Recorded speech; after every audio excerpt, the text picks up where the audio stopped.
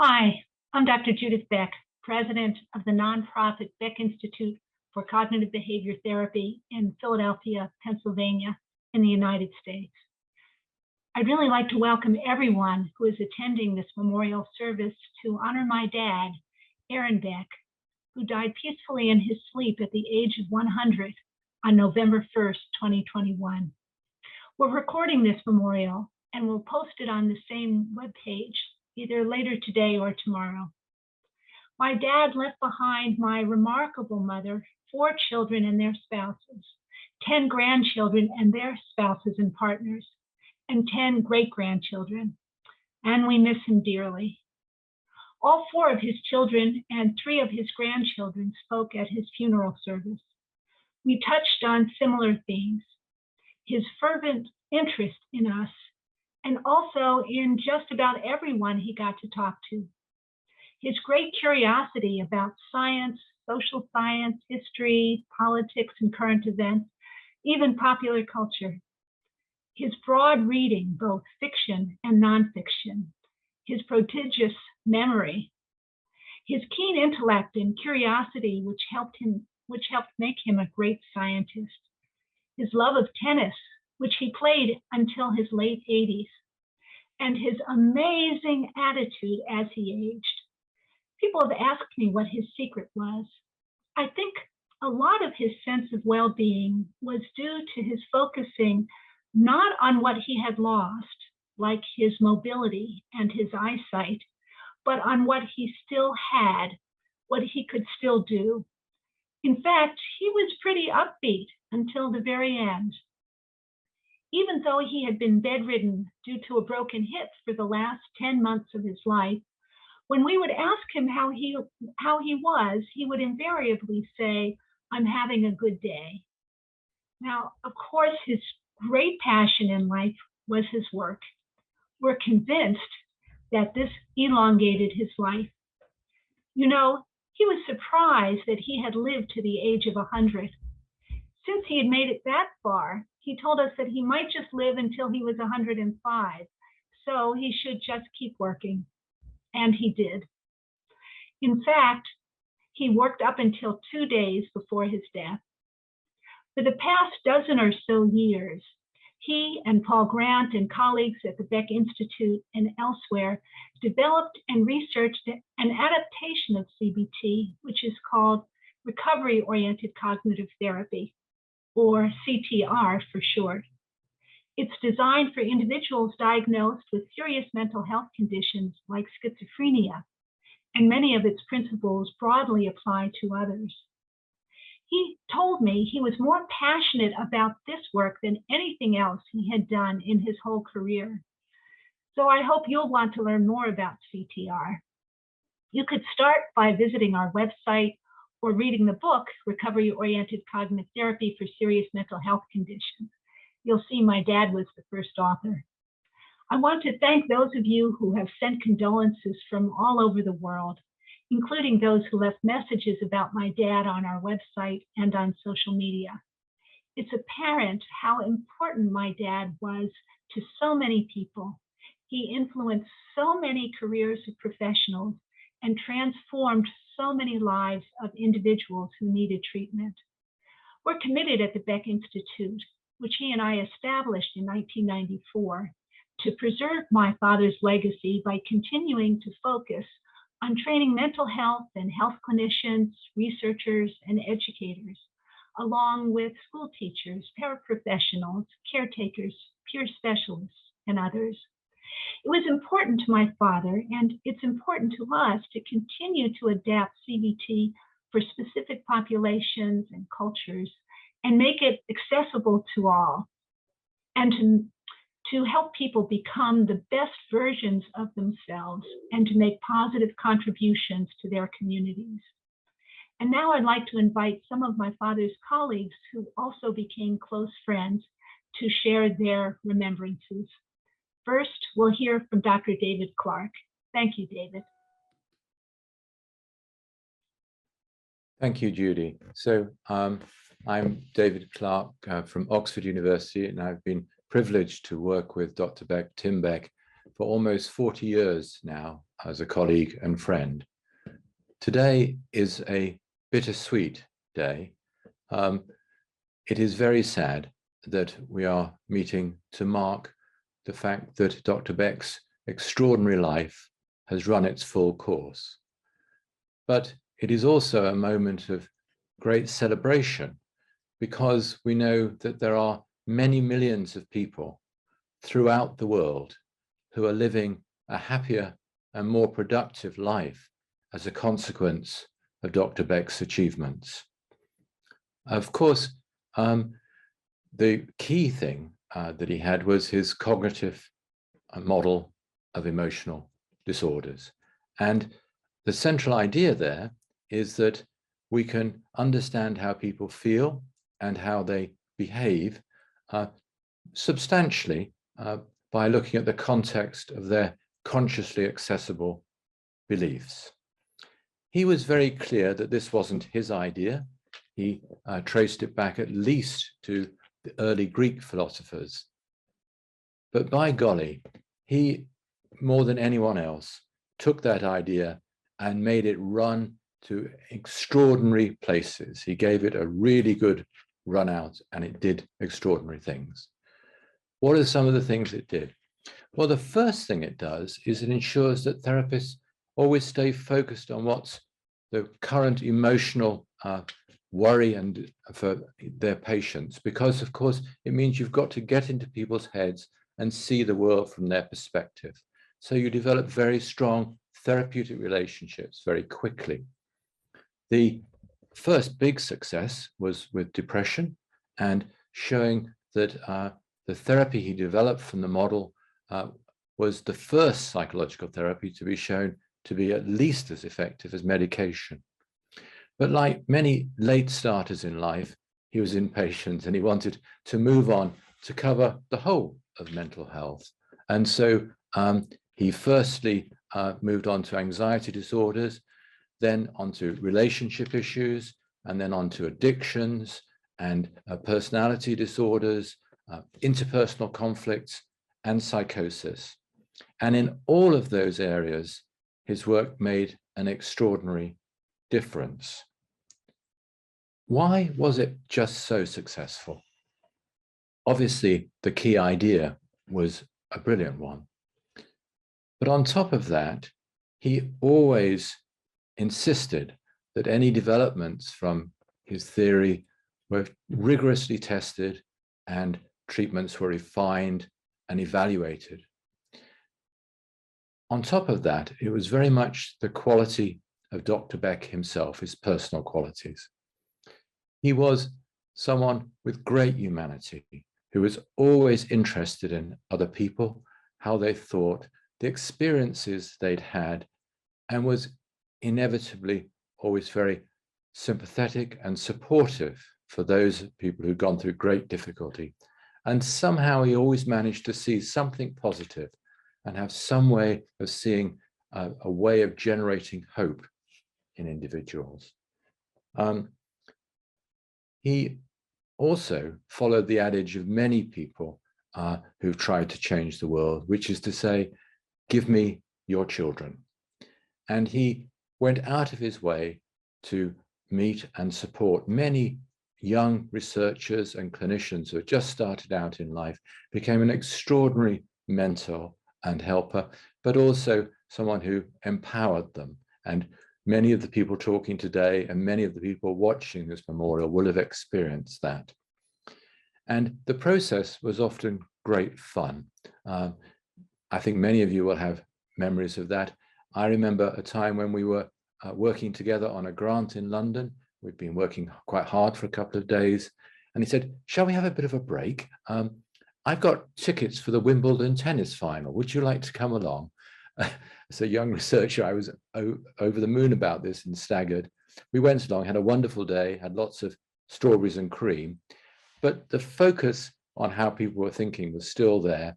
And as Boris Becker was starting to lose to Michael Stich, Dr. Beck got us to run a little tab to see whether we could predict which points he would win and which he would lose from his rumination as he was going through the match. It turned out to be a very accurate tab.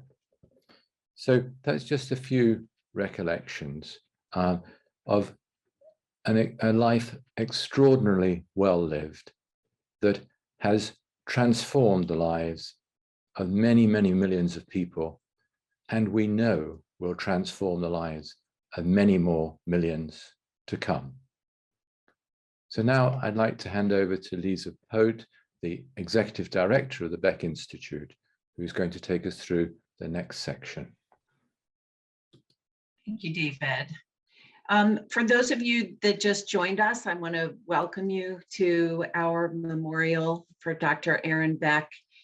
My name is Lisa Pote. I'm the Executive Director of the Beck Institute for Cognitive Behavior Therapy, and I consider it both my job and a privilege to lead the Beck Institute into the future as an organization that upholds CBT excellence and innovation. Our work not only improves the well-being of individuals worldwide, but in turn influences healthier relationships, families, communities, and workplaces everywhere.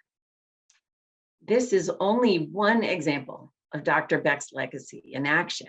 And if you are joining us today, I think we're at over 500 people that are joining us, then you too are a part of a collective that will live out that legacy in your own way for years to come. Let's take a moment to hear from others and what he meant to them.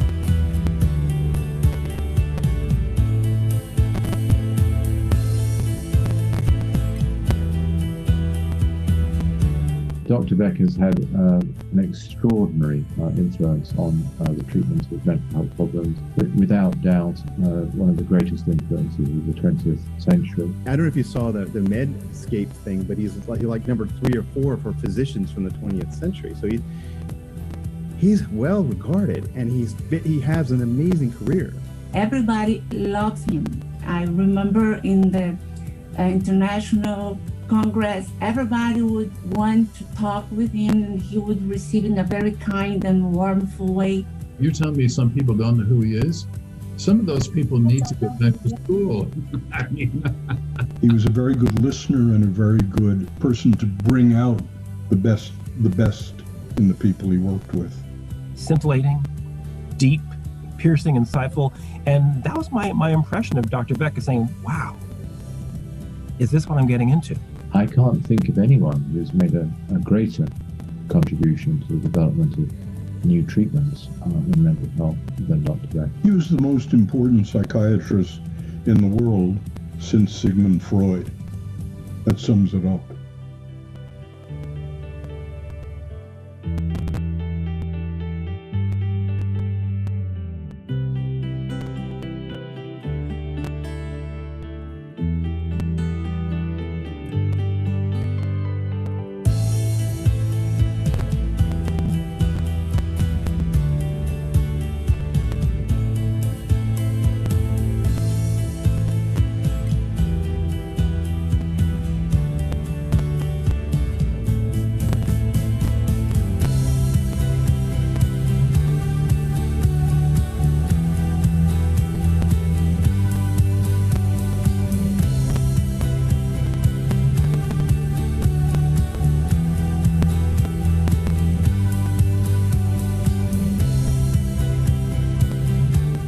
The way he lived his family life, his scientific life, and his friendships is a model for me.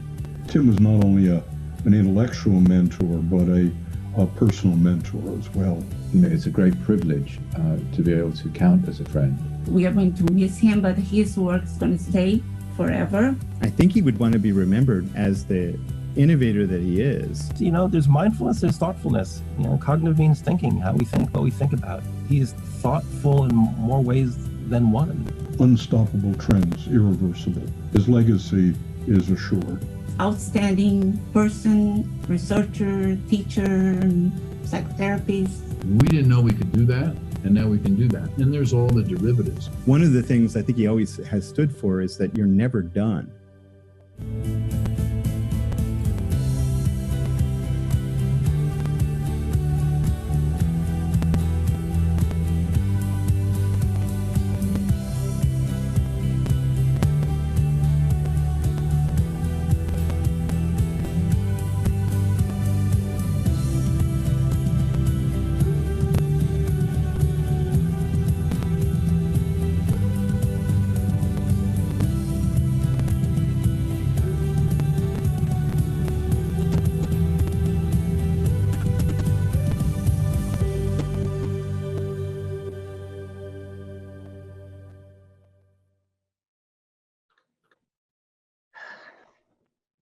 I'd like to thank the team for putting that together, and certainly thank everyone that participated and gave their comments.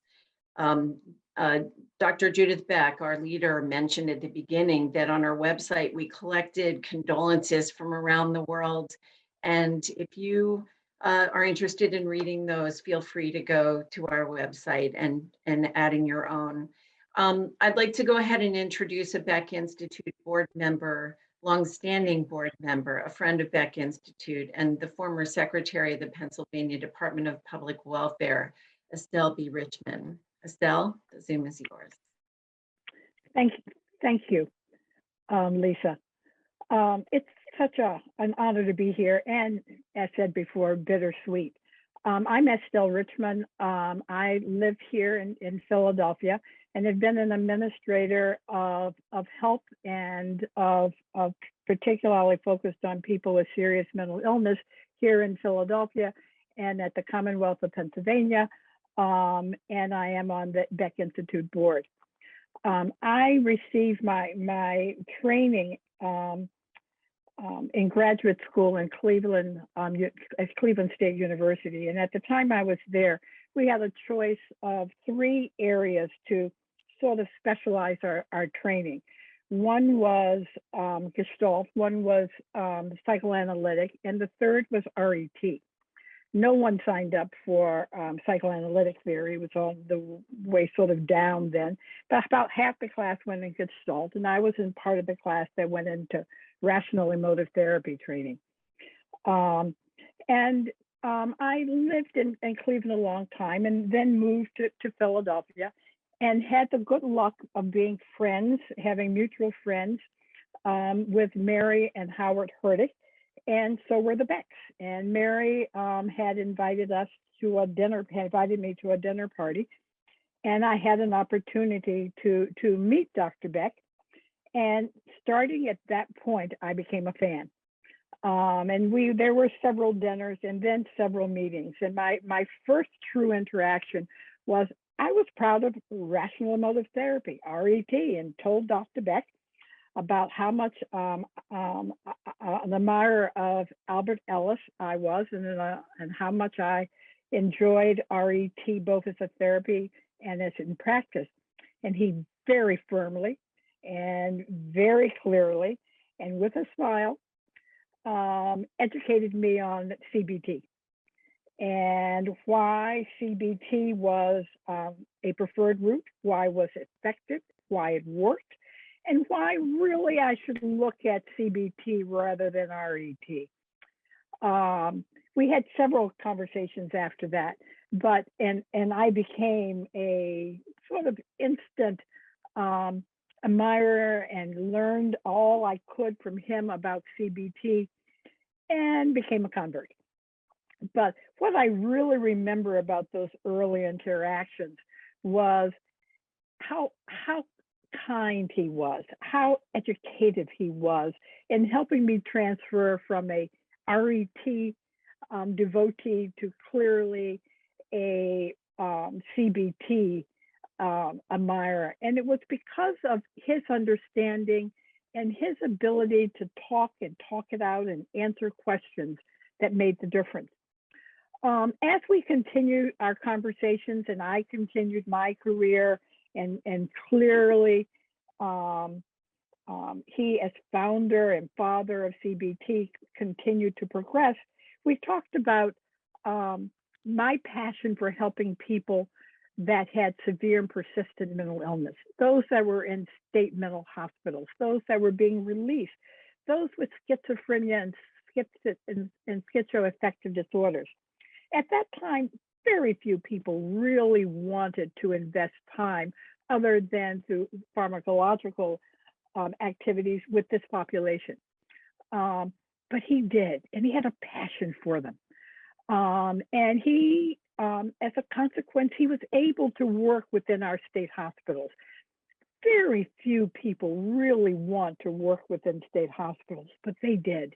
And they did it with a passion. And I think every single one that had the interaction in state hospitals and working with Dr. Beck and his University of Pennsylvania team came away understanding that people could change, people's lives could be enriched, and people could get their lives back, even if they had a diagnosis of schizophrenia. And that was just so welcoming and such a bright point. During that period of time, I also was honored with a group of people to help found a group called Community Behavioral Health, CBH here in Philadelphia, that provided mental health resources to people on Medicaid.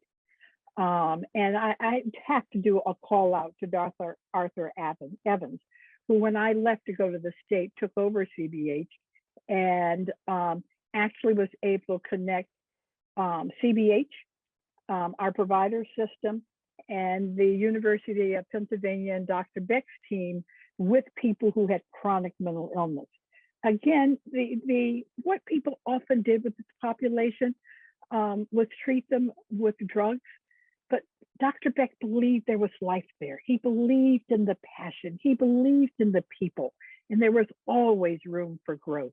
He never gave up. He never stopped looking for ways to enhance the quality of life of everyone. And that included whether they were state hospital patients, people who would have gone to a state hospital, and people who really deserved a different shot at life. My admiration for Dr. Beck and for all he stood for, whether it was his group at the University of Pennsylvania, or whether it's his legacy of the Beck Institute, it's only remembering the person who gave so much hope, who made so much change, who gave the world a way of envisioning that hope, and that affected so many different lives. It has been a pleasure to know him both professionally, to have met him personally through so many dinners and opportunities, and to just sit now and have the terrific memories of a person who's one of a kind, but who hopefully, whose impact on the world will continue to be absolutely profound.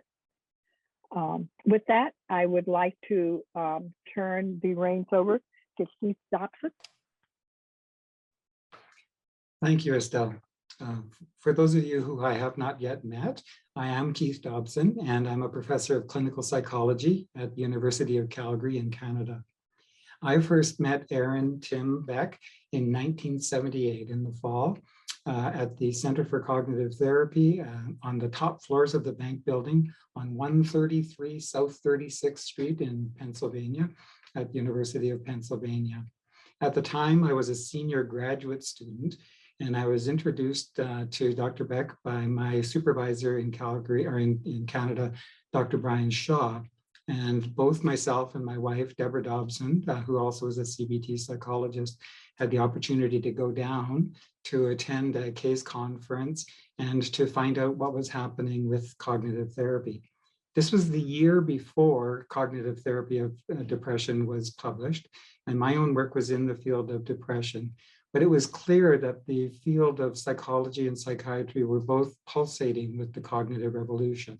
This was happening both with respect to research laboratories and, of course, clinical applications. We had the privilege to sit in on a case conference with Dr. Beck, and he also graciously introduced us to some of the other principals at the center at the time.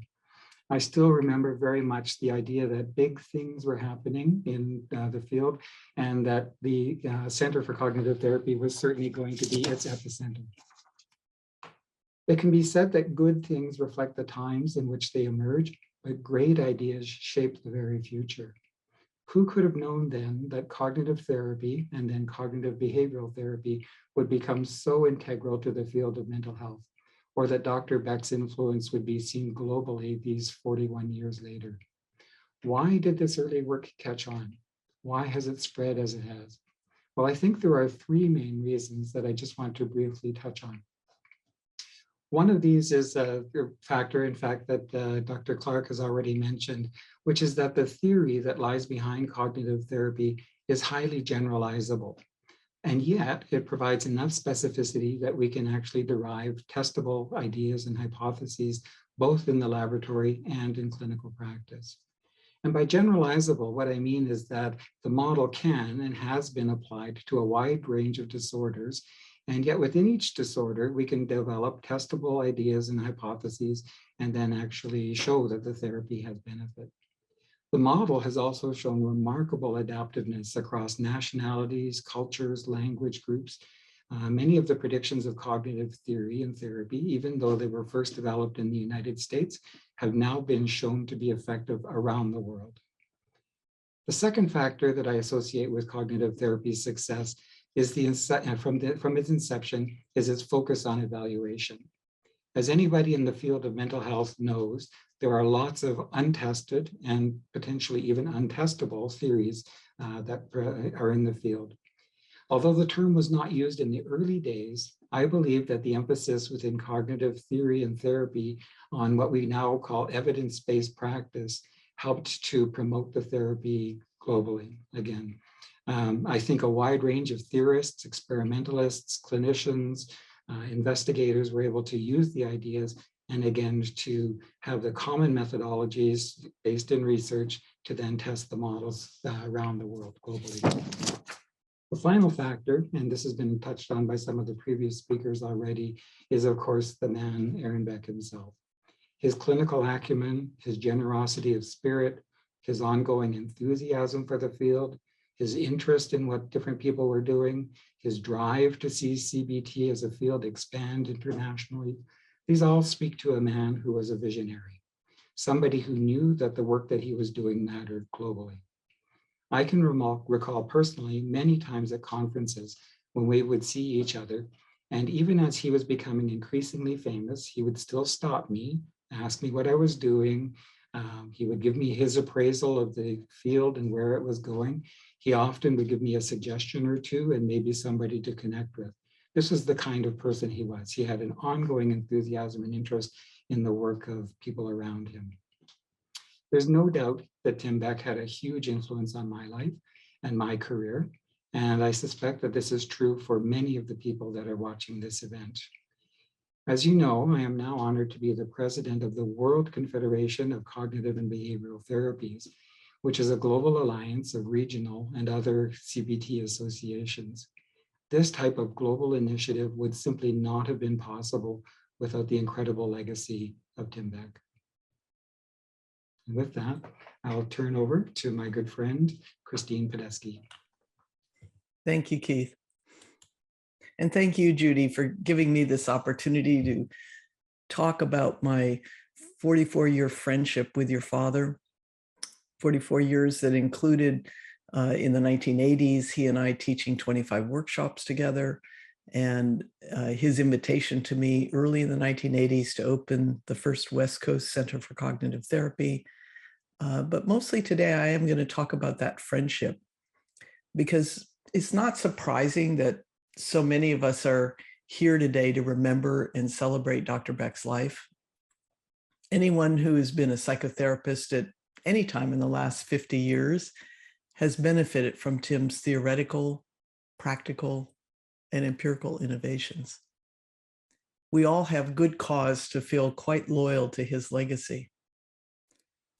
A more important question is, why do so many of us come here with a deep and abiding love for him?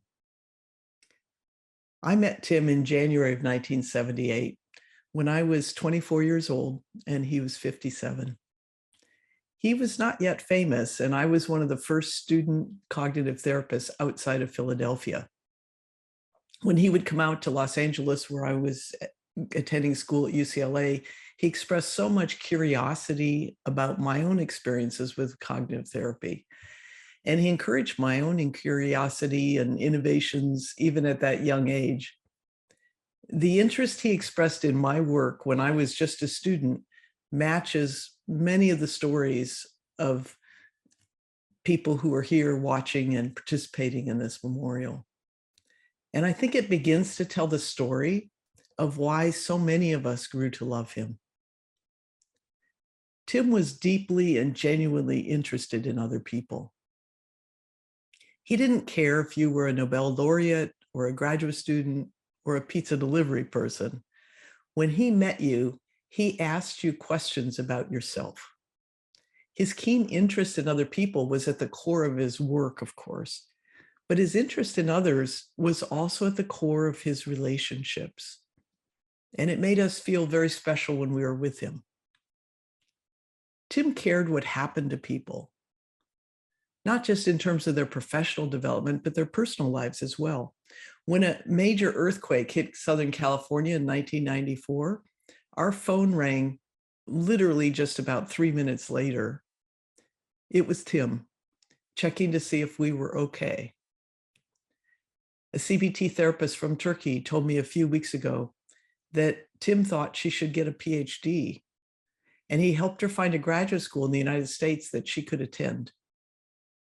He helped lots of people in big and small ways with heartfelt generosity, and we loved him for it. Tim was playful. He had a good sense of humor. He teased people good-naturedly. One time he agreed to play a practical joke on students in a class I was teaching. He stood behind a screen at the front of the classroom, and I was teaching, standing in front of that screen teaching. And when the student asked a question, I said, as we had planned, "Oh, that's a hard question. I wish Dr. Beck was here to help me answer it." And at that point, the screen snapped up and Tim was standing there.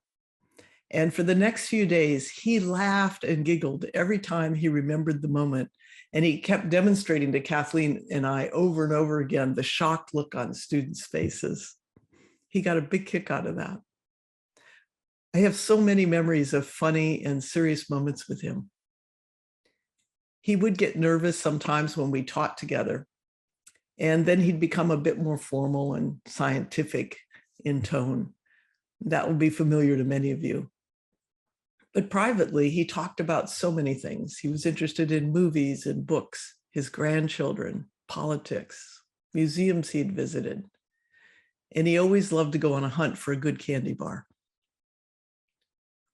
Over the last few years, I reminded him in emails of experiences we shared over our lifetime of friendship. He would reply with his own memories, and sometimes right if I had told him about a particularly funny memory, he would write back, "I laughed so hard at your email." And because I knew that he was getting weaker and more infirm, I was always glad to lift his spirits. I also wrote to him about my everyday activities and things I thought would interest him. For example, he and I shared a love of movies, but since he was blind in the final years of his life, I would sometimes write to him about films that I had particularly enjoyed. In recent months, as he grew weaker, his email replies became shorter, but they still displayed his spirit of curiosity and kindness. For example, this past summer, shortly after he turned 100 years old, I wrote to him about a movie I saw called Concrete Cowboy. It takes place in contemporary Philadelphia and involves Black-owned horse stables and Black urban cowboys. Tim wrote back, I had never heard or seen the Cowboys of Philadelphia. It is strange to think there's a whole subsection of culture that I was never witness to in my hometown. I'm glad you learned something new and shared it with me. My energy levels vary each day, but today I'm feeling rather good. I will continue the pursuit of knowledge with you in mind. I treasure that email because it is vintage Tim. I'm glad you learned something new and shared it with me. He was always so interested in learning and so gracious to anyone who shared a new idea with him, and committed to pursuing knowledge in its many forms every day of his life until the end. Tim Beck is a giant in our field. He helped millions of people in his century on this earth, and millions more will be helped going forward. He was also a wonderful man, and we will always love him for his curiosity, generosity, humor, and the many kindnesses he showed each of us. He would have loved hearing our tributes today and celebrating with us. We miss him already. And now you'll hear from another one of Tim's best friends and the man he always hoped he could beat in a tennis match, Rob Dudas.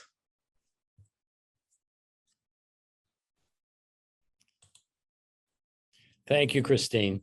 Yes, I'm Rob Dudas, professor of psychology at the University of Pennsylvania. It's my honor and privilege to share a few of the many experiences I had with my dear friend, mentor, and my favorite superhero, Dr. Beck. In my reflections on Dr. Beck that refer to tennis and other personal encounters, I will focus on experiences that revealed parts of his character and his personality in ways that might help us understand how he could have had such an immense impact on theory and practice in mental health throughout the world. I first encountered Tim in 1979 during a 2-week cognitive therapy boot camp I had the privilege of participating in while I was still a graduate student. He orchestrated an amazing curriculum with sessions conducted by the impressive faculty of the Center for Cognitive Therapy at that time. Of course, the most memorable sessions were those conducted by the man himself. When I came to Penn 4 years later as an assistant professor of psychology, my office was a few blocks away from Tim's Center for Cognitive Therapy, which is housed in the psychiatry department. Tim surprised me by treating me like a colleague right away, an attitude that became less surprising each time I witnessed his humility, his egalitarian spirit, and his openness in his encounters with other young professionals throughout the next 4 decades. But what about the tennis? Well, when Tim first asked me to hit balls with him, I was impressed with how much he got out of his physical skills on the court, but it wasn't good enough for him. At age 72, he asked me to hit him some high balls at the net because he wanted to develop a net game. This desire to improve, to add arrows to his quiver, was to be evident over and over again during his last 3 decades in arenas beyond tennis. Most mere mortals would have rested on their laurels if they had developed arguably the most respected evidence-based treatment for the most common problem in mental health, depression. The net game he added became recovery-oriented cognitive therapy, which he hoped would become his most lasting legacy, just as his actual net game became his most lethal weapon during the last 15 years of his time on the tennis court. Still, what was it about Tim Beck that supercharged cognitive therapy in the mental health world? Certainly his research and the quality of his ideas were necessary for this, but so too were his ability to identify and promote the careers of young professionals who would go on to have immense influence in North America and beyond, perhaps even especially beyond. Countless young professionals, including the many graduate student visitors from abroad or from my own lab, whom I brought with me for my weekly lunches with Tim, were astounded by the genuine interest he showed in them and in their work. And there was his humanity captured in his self-deprecating and sometimes mischievous sense of humor. And there are many stories that could be told about this, but I'll tell one. Just as Christine punked me by asserting that I always beat Tim on the tennis court, Not true. Tim did so at his 90th birthday party, which took place in a fancy room in Washington, D.C., with many people present. During his remarks, he said some very kind things about our colleagueship and friendship. Then he closed with, "But I never could return his serve." Not true. Okay. What is true is that he has returned the serves of so many of us in conversation and correspondence on matters that have propelled our field in ways that no one could have imagined 50 years ago, when his brilliance and exquisite common sense and humanity emerged on the national and global stage in mental health and brought us to where we are today. It behooves each and every one of us to identify the net game that we can develop. We can follow his lead, doing our best to get the most out of ourselves and others, especially those who are beginning their careers. We can aspire to make a mark that, even if it's infinitesimal compared to the mark left by the incomparable, unforgettable Dr. Aaron T. Beck. Thank you, and I'll now return this back to Judy Beck. Well, how wonderful and touching and beautiful the remarks were. I really want to thank all of the live speakers and those who appeared on the video. And I'd like to offer my thanks on behalf of our extended Beck family, including my brother Dan, who is a CBT therapist, teacher, and supervisor in Boston. I'd also like to thank everyone who took the time to join us for this memorial service. I think there are actually over 1,500 people in attendance from all over the world, some of whom are in completely different time zones and are staying up very, very late or have gotten up very, very early.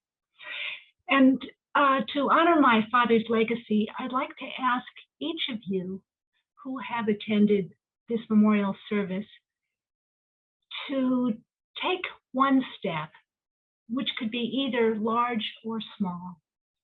Here it is. To honor my dad's legacy, I'd like you to do something to help your community, especially in terms of promoting mental health. There are so many ways that you can make a difference in the world.